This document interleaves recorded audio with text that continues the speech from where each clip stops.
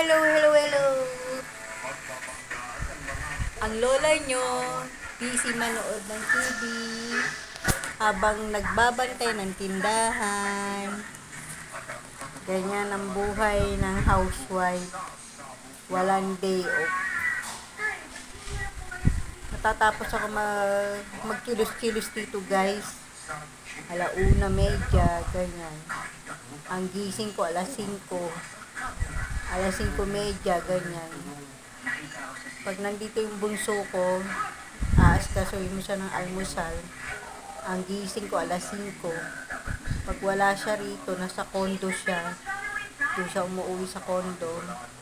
Ang gising namin ng mga aso 5:30 kasi nagbubukas ng tindahan. Siyempre, hindi lang naman tindahan na aaskasuhin ko, magmamap ako. Yan, kaganyan, pinaligo ko yung mga aso, magluluto ko. Kasi guys, yung katulong ko, walang pasabi, bigla ang nagpaalam. Mga 2 weeks ago na siya wala rito. Bigla ang nagpaalam, hindi maintindihan kung totoo ba yung paalam ba niya. Na meron daw siyang sakit, meron siyang cancer. Hindi ko alam, siya lang nakakaalam yun guys. Hindi naman kami delay magbayad sa kanya ng bunso ko. On time siya mag-day off, on time siya sumahod.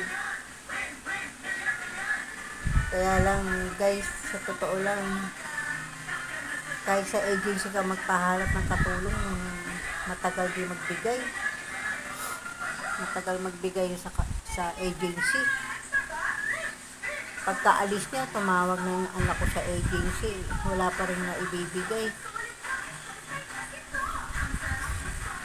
Okay lang sana guys na solo ako rito sa bahay.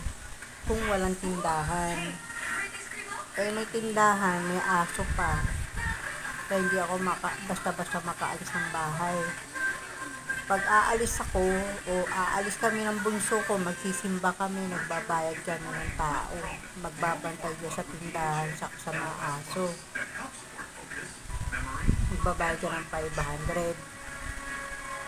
Dati guys, nagpapalinis ako ng bahay. Sa isang linggo, 3 beses. Ngayon, wala ka rin makuwang maglilinis ng bahay.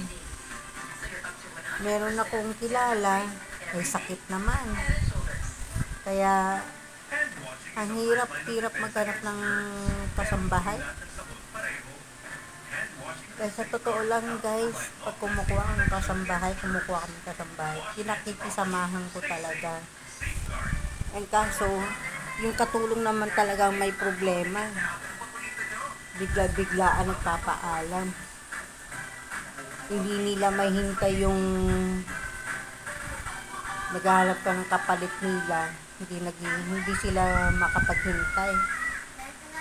Pag nagpaalam, magpapaalam talaga. Kailangan aalis na sila kinabukasan. Kaya 2 weeks ago na, naghihintay kami ng katulong sa agency. Sa mga kakilala naman, wala rin maibigay. Yung iba naman, nahihiya magbigay sa akin. Kasi baka daw merong gawing kapalpakan, sila sisisihin ko. Kaya ito guys, yan, tutok sa TV. Yan, mga alaga ko tulog oh. Nandun yung isa oh, sa likod ng sofa. Dati guys, pagdating ng mga alas 12, papasok namin yung kwarto ng mga aso para makahiga-higa ako. Ngayon hindi na ako makahiga-higa doon sa kwarto dahil na nagtindahan na dito. Kaya ganito, mula sa face to face hanggang TVJ, naabang ako na ngayon abot kamay na. Hanggang ano yan, hanggang alas 5, buhay abunda.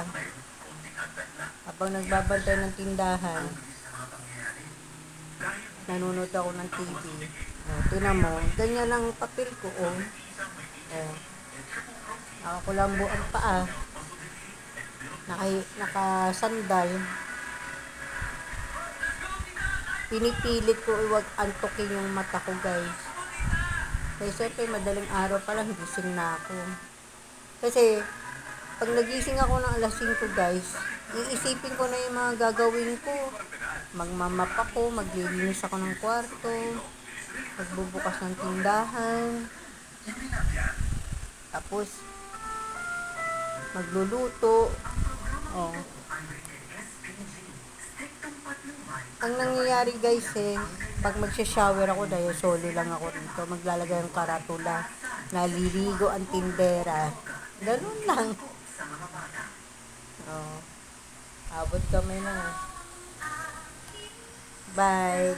Good day.